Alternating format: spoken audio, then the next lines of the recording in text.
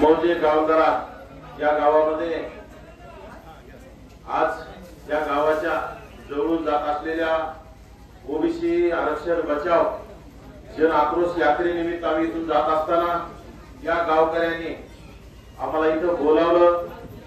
विशेषतः आमच्या स्वागतासाठी या गावातील जास्त प्रमाणात माता आणि भगिनी आमच्या स्वागतासाठी थांबल्या आणि तरुण मंडळ असेल, ज्येष्ठ श्रेष्ठ मंडळी सुद्धा इथं कमी वेळामध्ये या गावामध्ये जल्लोषात असं स्वागत करण्याचं काम केलं। ही यात्रा आपण कशासाठी काढतोय आणि यात्रा ही कोणाच्या नेतृत्वात काढतोय?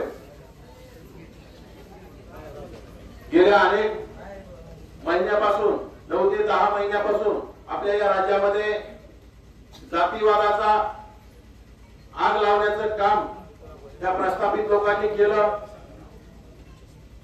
आणि आपल्या ओबीसीच्या आरक्षणाला ललकारण्याचं काम सुरू केलं, ज्यामध्ये गेल्या 9-10 महिन्यामध्ये अनेक ओबीसीचे मोर्चे झाले। आपलं आरक्षण टिकलं पाहिजे, आपल्या आरक्षणामध्ये कुणाची घुसखोरी नाही झाली पाहिजे, यासाठी सर्वांनी आपल्या सर्व ज्येष्ठ नेत्यांनी आपल्या प्रयत्नाची पराकाष्ठा करण्याचं काम केलं। परंतु हे राज्यातील जातीवादी सरकार आपल्या ओबीसीच्या मागण्याकडे दुर्लक्ष करून मराठा समाजाला कुठल्याही आरक्षणाची गरज नाही।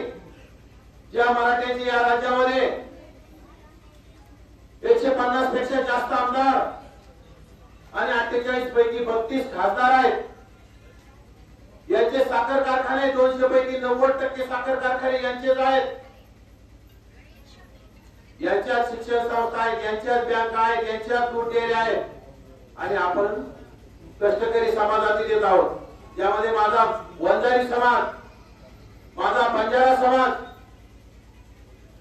या समाजाचं नेतृत्व आदरणीय लोकनेते, या सर्व ओबीसी समाजाचं नेतृत्व आदरणीय लोकनेते स्वर्गीय गोपीनाथरावजी मुंडे साहेबांनी केलं आणि कुठेतरी नियतीला हे देखावलं नाही आणि मुंडे साहेबांना आपल्यामधून हिरावून घेण्याचं काम केलं। मुंडे साहेबांसारखा जर वाघ आपल्यामध्ये आज असता तर या जातीवाद्यांचा आपल्याकडे वाईट नजरेने पाहायचा हेतू सुद्धा झाला नसता आणि हिंमत सुद्धा झाली नसती। मुंडे साहेबांच्या सोबतीला या राज्यामध्ये नामदार छगनरावजी भुजबळ साहेब वारंवार अनेक वर्षापासून लढा देत आहेत, त्यांना सुद्धा मुंडे साहेब नसल्यामुळे या जातीवाद्यांनी घेरण्याचं काम केलं आणि टार्गेट करण्याचं काम केलं। मुंडे साहेब आणि भुजबळ साहेब ही दोन हंसाची जोडी होती आणि त्या जोडीमुळे आपल्याकडे कुठल्याही जातीवाद्यांचं वेगळ्या हेतूने पाहायची ताकद निर्माण होत नव्हती। परंतु आज मुंडे साहेब नसल्यामुळे आज आपल्याला आपल्या विरोधात षडयंत्र केल्या जात आहे, आपल्या विरोधात गरळ ओढले जाते, आपल्या अनेक नेत्यांना टार्गेट केलं जातंय, आपल्या नेत्यांना ठरवून पराभूत केल्या जातंय, ज्यामध्ये माझ्या भगिनी, आपल्या सर्वांच्या भगिनी आदरणीय लोकनेत्या पंकजाताईंच्या विरोधात त्या जातीवाद्यांनी षडयंत्र करण्याचं काम केलं।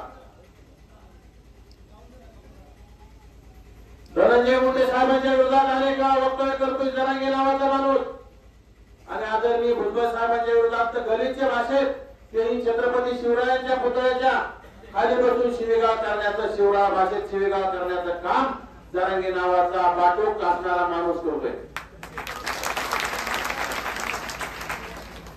राज्यामध्ये अनेक योजना काढतोय जातीवादी मुख्यमंत्री, ज्यामध्ये कुठेतरी आपली सत्ता आपल्या हातातून जाते काय? आपण या राज्यामध्ये जातीवाद पेरलाय, आपण या राज्यामध्ये आग लावली आणि हे मुख्यमंत्र्याला कळत असल्यामुळे त्यांनी आताच लोकप्रिय लाडकी बहीण योजना आणली आणि लाडकी बहीण योजना आणून आपल्याला कुठेतरी फसवण्याचा प्रयत्न करताय। लाडका भाऊ योजना आणली, खरं तर यांनी अगोदरच लाडका आंदोलक योजना आणायला पाहिजे होती आणि ती आणलेली आहे, फक्त जाहीर करायची राहिली होती। त्या लाडक्या आंदोलकाचा किती लाड करायचा? प्रत्येक गोष्टीला जे मागल ते दिलं त्याला।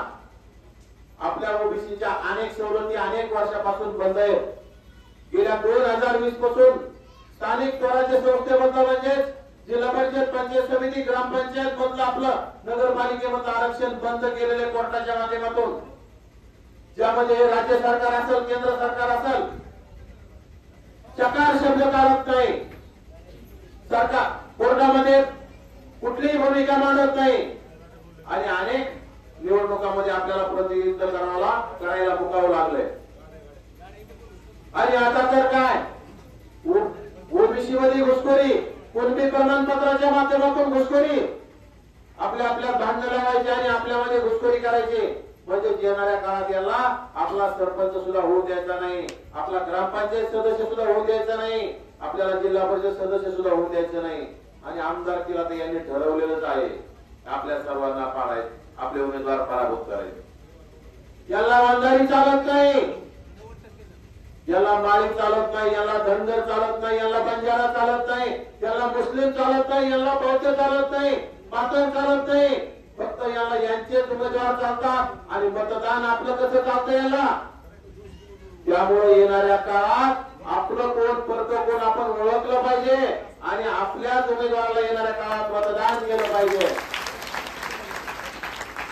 विशेषतः आज माझ्या माता भगिनी या सभागृहामध्ये जास्त प्रमाणात बसलेल्या, त्यांना मी हात जोडून विनंती करते की येणाऱ्या निवडणुकामध्ये आपल्या मालकाने जरी, घर मालकाने जरी आपल्याला सांगितलं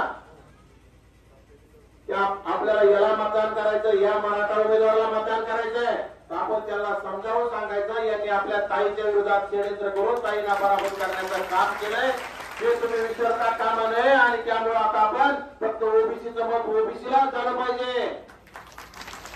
ओबीसी उमेदवार नसला तर एसटीला हो द्या, एसटीला हो द्या, मुस्लिमाला करा, पण या प्रस्थापित मराठ्यांना आता येणाऱ्या काळात मतदान करायचं नाही. गेल्या 70-80 वर्षापासून 70 वर्षापासून यालाच मतदान करत आलोत आपण, याला दादा, भाऊ, भैया, मामा करत आलोत आपण, यांच्याच नेतृत्वात आपण काम करत आलो. परंतु आपले कुठेतरी 2-5 बोटावर मोजणे इतके नेतृत्व या राज्यामध्ये आहे. यांना संपवण्यासाठी यांनी षडयंत्र करायला सुरुवात केली आणि मोठ्या षडयंत्रातून आता लोकसभेला आपल्या अनेक नेत्यांना पराभूत करण्याचं काम केलं. त्याचा जर आपल्या मनात आग असेल, त्याचा जर आपल्याला बदला घ्यायचा असेल, तर नक्कीच येणाऱ्या विधानसभा आणि जवळ 2-4 महिन्यात विधानसभेचं निवडणूक होईल, मतदान होईल, त्या मतपेटीतून आपण आपला कुठलाही उमेदवार असेल त्याला भरघोस मताने येणाऱ्या काळात विजयी करायचं काम करायचं. वेळ कमी आहे, आम्हाला पुढं अनेक गावामध्ये थांबायचंय. माझ्या गावामध्ये मोठी सभा निर्मल तात्या आणि त्यांच्या सहकार्याने लावली, तिथं जाऊन आम्हाला संबोधित करायचंय.